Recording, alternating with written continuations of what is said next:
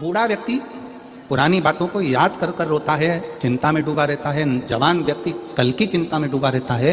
और बच्चा कोई चिंता नहीं करता। उसको मालूम है कि मेरे दादा दादी, मेरे माँ बाप बैठे हैं, तो मुझे चिंता क्या करना। बस आपको और हमको भी वही जिंदगी जीना है, एक बच्चे जैसी, कि प्रसन्न होकर जियो। और जब भी चिंता लगे तो ये कह दो कि मेरे दादा दादी बैठे हैं, मेरे महादेव, मेरे शंकर बैठे हुए हैं, मेरा शंभु बैठा है। अकाल मृत्यु वो मरे जो काम करे चंडाल का, और काल उसका क्या बिगाड़े जो भक्त हो महाकाल का। जो शिव की उपासना में डूबा हुआ है, जो शंकर की आराधना में डूबा हुआ है, तो उसको ये सोचना चाहिए कि मैं बच्चा, वो मेरा बाप।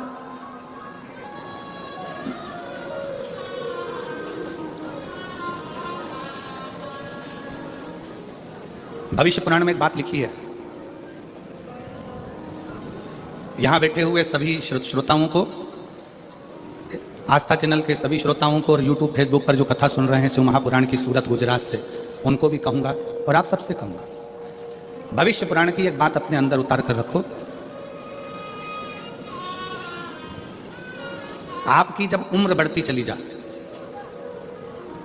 आपकी जब उम्र बढ़े, तो आपके पहचान के जितने बुजुर्ग हैं ना, उनसे मिलना चालू करो। कारण आपकी उम्र बढ़ेगी और आप अपने घर के, परिवार के, मोहल्ले के, सोसाइटी के, नगर के बुजुर्गों से, जिनसे आप पहले मिलते रहे हो, उनसे मिलते रहोगे, तो आप कभी, आपको ये नहीं लगेगा कि मैं बहुत उम्र में बुजुर्ग हो गया हूं, बड़ा हो गया हूं। बड़ों के पास बैठोगे तो ऐसा लगेगा अभी भी मैं इनका बच्चा हूं, अभी भी मैं इनका छोटा बेटा हूं। ये भविष्य पुराण कहती है। बड़ों के पास बैठने से हम बहुत बड़े नहीं होते, हम छोटे की छोटे ही रहते हैं। पत्नी के पास बैठोगे तो वो कह देगी तुम्हारी उम्र इतनी हो गई, तुम्हारा बर्थडे ये वाला आ रहा है, तुम्हारा वो जन्मदिन ये वाला आ रहा है। पति के पास बैठोगी तो कह देगा कि तुम्हारा जन्मदिन ये वाला आ रहा है। बहन के पास बैठोगे तो बहन कह देगी तुम्हारा जन्मदिन ये आ रहा है। भाई के पास बैठोगे तो कह देंगे तुम्हारा जन्मदिन ये आ रहा है। पर किसी घर के बुजुर्ग के पास बैठोगे, अपने माता पिता के पास, अपने काका काकी के पास, अपने बुआ फूफा के पास, अपने मामा मामी के पास, अपने नाना नानी के पास, अपने दादा दादी के पास, अपने मोहल्ले में रहने वाले किसी बुजुर्ग के पास बैठोगे, तो वो तुरंत कह देगा मुझे तो नहीं लगता कि इतने साल का हो गया, तो मेरा वही छोटा सा बबुआ है, तो मेरा भी छोटा सा बेटा है। उसकी निगाह में आप छोटे की छोटे ही, उसकी निगाह में आप छोटे की छोटे ही।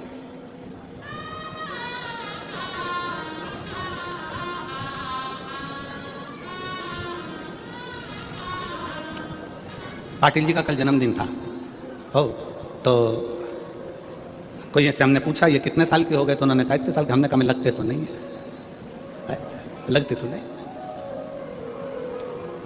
किसी बड़ों के पास बैठोगे, भविष्य पुराण कहती है किसी बड़े के पास जाकर बैठोगे तो तुम अपना छुटपन कभी नहीं भूलोगे।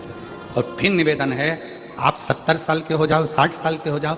यहाँ पर कई मेरी बहनें बैठी हुई हैं, कई मेरी जीजियाँ बैठी हैं, जिनको 20-20 साल तक औलाद नहीं हुई, और 20 साल तक जब औलाद नहीं हुई तब वो समझने लगी। लोगों ने कहा 20 साल शादी को हो गए, बच्चा नहीं है, 27 साल शादी को हो गए, संतान नहीं है, 24 साल शादी को हो गए, 10 साल शादी को हो गए, तुझे औलाद नहीं है। उसको ऐसा लगता है कि मेरी इतनी शादी को साल हो गए। तब उस बहन ने शंकर जी के मंदिर में 1 लोटा जल चढ़ाना प्रारंभ करा। तब बहन को समझ में आया कि अभी मैं छोटी हूँ, मेरा बाप अभी बैठा हुआ है। तो उसने अपने आप को छोटा समझा, अभी अपने आप को उसने छोटा पाया, तो शादी के 27 साल बाद भी, 10 साल बाद भी, 15 साल बाद भी उसके घर में औलाद हुई, क्योंकि उसने अपने आप को छोटा समझा।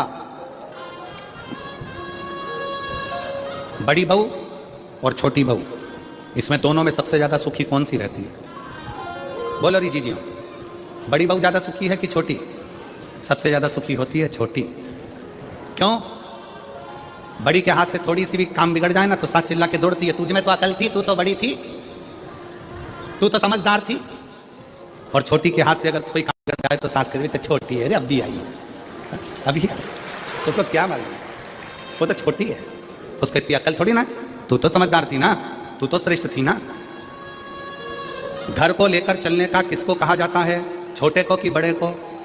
बड़े को। बेटा तू घर का समझदार बेटा है, बड़ा बेटा है, तुझे परिवार को लेकर चलना है, तुझे परिवार को ढोकर चलना है, सब कुछ बड़ा झुककर चले, बड़ा नम्रता में चले, बड़ा सबको लेकर चले। पर सबसे ज्यादा सुख छोटे को होता है। बड़ी बहू ताला लगाने में रखी है, पापा तुम चले जाओ, मम्मी तुम चले जाओ, घर में बच्चे हैं, मैं देख लूंगी, ऐसा कर लूंगी, वैसा कर लूंगी। शादी हो रही है, घर में परिवार में शादी है, बड़ी बहू बेचारे मेहमानों को निभाने में लगी हुई है, मेहमान आ रहे हैं उनको खिलाने में लगी हुई है। और छोटी बहू दोनों हाथों में नीचे तकिया रख के आराम से मेहंदी मंडाने में लगी।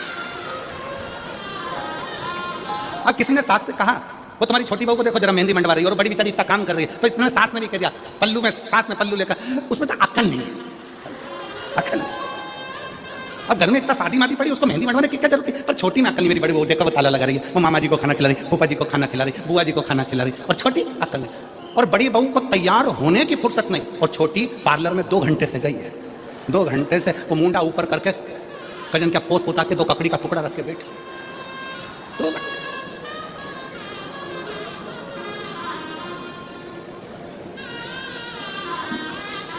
शादी में बड़ी बहू बेचारी काम में लगी रही, और छोटी सबसे पहले बफेट में गई, इसमें पानी और डालो, फिर किसी ने कहा वो देखो तुम्हारी छोटी बहू को देखो जरा। अब क्या करें, देखो उसमें अक्ल नहीं है, हमारी बड़ी बहू समझदार है। तो अच्छा ईमानदारी से बोलो, बड़ी बहू समझदार समझदार समझदार समझदार समझदार, तो जायदाद का हिस्सा बड़ी बहू को ज्यादा मिलेगा क्या? नहीं, हिस्सा दोनों को बराबर मिलेगा। तो समझदार रहने से फायदा कौन सा?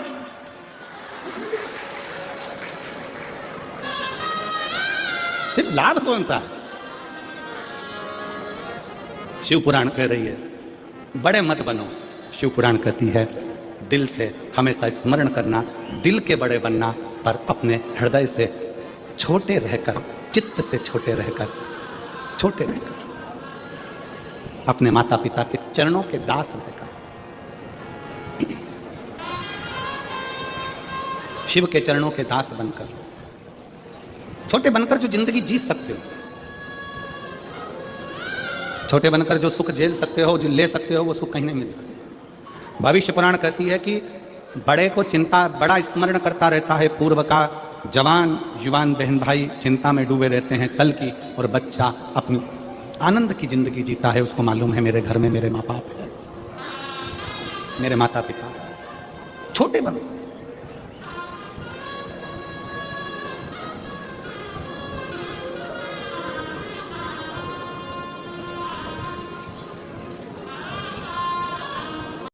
यहां इतने सारे बैठे हैं, बड़े बड़े बड़े बड़े, उनसे पूछो कमा रहे हैं तो टेंशन है, कमा रहे हैं तो टेंशन है, टैक्स देना है, ये करना है, वो करना है, ये धरना है, वो धरना है। छोटे से पूछो, छोटा कोई चिंता नहीं, आएगा जाएगा, अपनी मस्त की जिंदगी जीना है।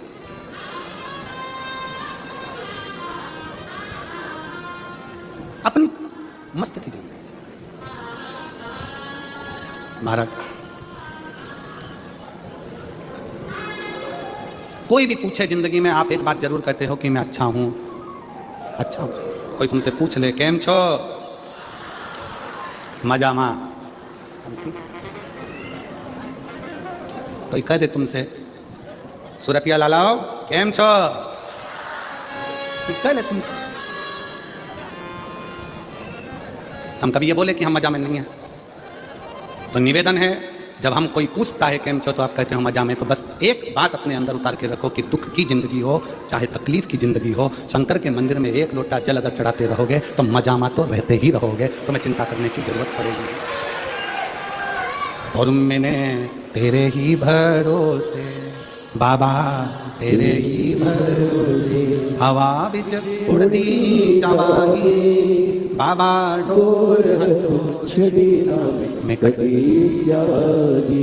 भारत की भूमि में सबसे बड़ा पतंग उत्सव गुजरात में मनता है। जितनी गुजरात के लोग उड़ाते हैं उतनी कोई नहीं उड़ा पाता। और तुम खुद देख रहे हो दिल्ली में बैठ के लपक उड़ा रहा है, पूरा सनातन धर्ममय कर दिया पूरे भारत को।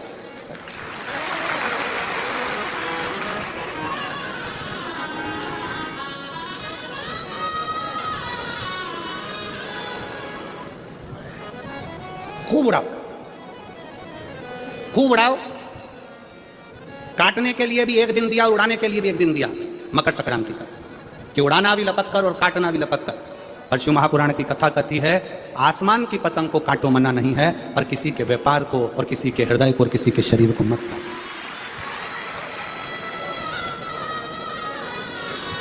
काटो। अपने पड़ोस में किसी बेटी का संबंध हो रहा है, किसी बेटे की शादी हो रही है, कोई तुमसे पूछने आया कि साहब शादी कर रहे हैं, लड़का कैसा है? काटना नहीं, बहुत अच्छा है, बहुत अच्छी बेटी है, करो, बड़े प्रेम से करो, बहुत अच्छे से करो, बहुत श्रेष्ठता से।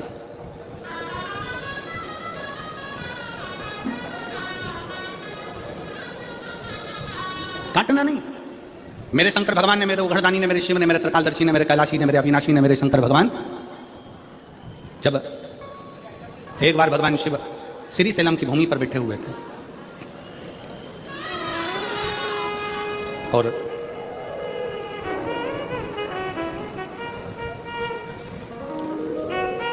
शिव जी श्री शैलम की धरा पर बैठे हैं। कार्तिक बाबा षडानंद कार्तिकेय जी उनसे मिलने के लिए आए।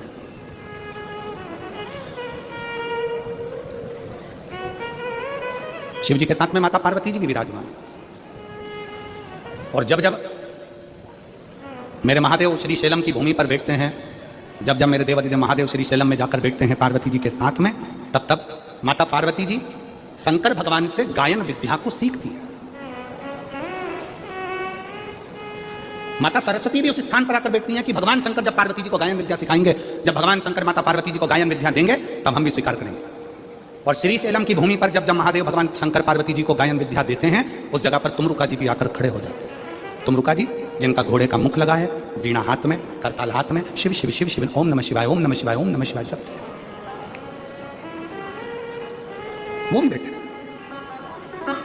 शिव महापुराण की कथा कहती है, व्यर्थ की चीजें जब मिले, व्यर्थ की बातें जब मिले तो भले मत बैठो, पर जब कोई तुमको ज्ञान दे रहा हो, कोई शिव का शरणागति की ओर बढ़ा रहा हो, कोई भगवान शंकर का संवाद कर रहा हो, शिव तत्व को तुम्हारे हृदय में बिठा रहा हो, तो जरूर बैठो, जरूर बैठो।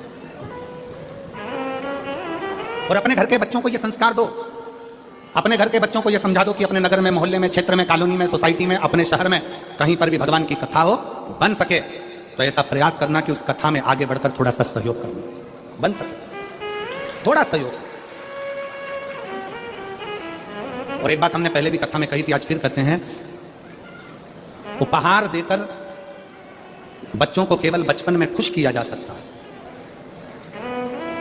बच्चों को अगर खुश रखना है, बचपन में उसको खिलौना दे दो, सामान दे दो, झुंझुना दे दो, मिठाई खिला दो, ये खिला दो, वो खिला दो, टॉफी ला दो, गिफ्ट ला दो, माला ला दो, उसका वीडियो गेम ला दो, उसको मोबाइल दिला दो, बच्चा खुश हो जाए। उपहार देकर बच्चे को केवल बचपन में खुश रखा जा सकता है, उपहार देकर बच्चे को केवल बचपन में खुश रख सकते हो, पर शिव महापुराण की कथा कहती है संस्कार देकर बच्चे को जिंदगी भर खुश रख सकते हो। पूरी जिंदगी बच्चे को खुश रखा जा सकता है, पूरा जीवन।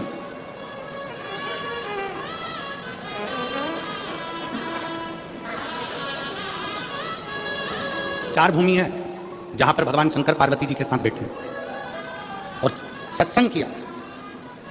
कितनी भूमि है? जम के बोलो जरा। चार भूमि ऐसी है जहां पर शंकर भगवान ने पार्वती जी के साथ बैठकर सत्संग किया। पहले नंबर पर अमरनाथ जी की गुफा में भगवान शंकर पार्वती जी के साथ में बैठकर सत्संग करते हैं और दो पक्षी जीव उस कथा का रस तत्व अपने कानों में श्रवण करते हैं। दो अमरनाथ की गुफा, और अमरनाथ जी की गुफा में बैठकर भगवान शंकर पार्वती जी के साथ सत्संग करते हैं, भगवान शिव पार्वती के साथ सत्संग। दूसरे नंबर पर जब अमरनाथ जी की गुफा में भगवान शंकर पार्वती जी को कथा श्रवण कराते हैं, भगवान शिव जब पार्वती जी को कथा का रस तत्व ग्रहण कराते हैं, पार्वती जी उस कथा को श्रवण करती है और अपने जीवन को आनंदित करती है। दो स्थान, दो चार स्थान में से एक स्थान है अमरनाथ की गुफा। दूसरे नंबर पर है काशी विश्वनाथ की पवित्र भूमि मां गंगा जी का तट, जहां पर भगवान शंकर पार्वती जी के साथ बैठकर सत्संग करते हैं। तीसरे नंबर पर है महाकाल बाबा की भूमि, महाकाल वन, मां छिपरा का तट, जहां पर भगवान शंकर बैठकर पार्वती जी के साथ सत्संग करते हैं। चौथी भूमि है श्री शैलम मल्लिकार्जुन, जहां पर भगवान शंकर पार्वती जी के साथ बैठकर सत्संग करते हैं, शिव चर्चा का स्मरण करते हैं। चार स्थान, और चार स्थान में भी चारों स्थान की मूलता है। शंकर भगवान जब पार्वती जी के साथ अमरनाथ की गुफा में सत्संग करते हैं, उस जगह पर सबको भगा देते हैं, किसी को नहीं रखते, केवल एक पक्षी का जोड़ा बैठकर अमरनाथ जी की कथा का रस तत्व सुनता है। केवल एक पक्षी का, जब अमरनाथ जी की कथा में, अमरनाथ जी की गुफा में केवल शंकर और पार्वती दोनों बैठते हैं और सबको भगा कर वे केवल एक पक्षी का जोड़ा बैठकर कथा को सुनता है। दूसरे नंबर पर है काशी विश्वनाथ की भूमि। उस काशी विश्वनाथ की भूमि पर गंगा जी के तट पर जब भगवान शंकर पार्वती जी के साथ बैठते हैं, तो सारे ऋषि, संत, साधु, तपस्वी, सन्यासी भगवान शंकर के सत्संग को श्रवण करते हैं। तीसरे नंबर पर है महाकाल वन। महाकाल वन में जब भगवान शंकर पार्वती जी के साथ बैठकर सत्संग करते हैं, तो शंकर के सारे गण और सारे भैरव भगवान शंकर की उस पवित्र कथा को 64 योगिनियों के साथ श्रवण करते हैं। और चौथा स्थान श्री शैलम मल्लिकार्जुन, जहां पर भगवान शंकर पार्वती जी के साथ बैठकर जब सत्संग करते हैं, तो वहां पर जितनी गायन विद्या में देवता हैं, नारद जी, तुमरुका जी, सरस्वती जी, वीणा देवी आदि जितनी देवी देवता जो गायन विद्या में निपुण है, वो आकर सत्संग करते हैं। ऐसे चार स्थान पर चार सत्संग भगवान शिव पार्वती के चलते हैं।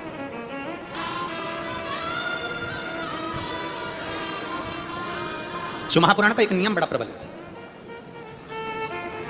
शंकर जी के शिव महापुराण का एक नियम वेद व्यास जी लिखते हैं, जिस समय पर बिंदु प्रेत योनि में चला गया, चंचुला देवी कथा को सुनने के लिए ईश्वर जी और गोरा जी के रूप में शंकर पार्वती को विराजमान कर देती हैं।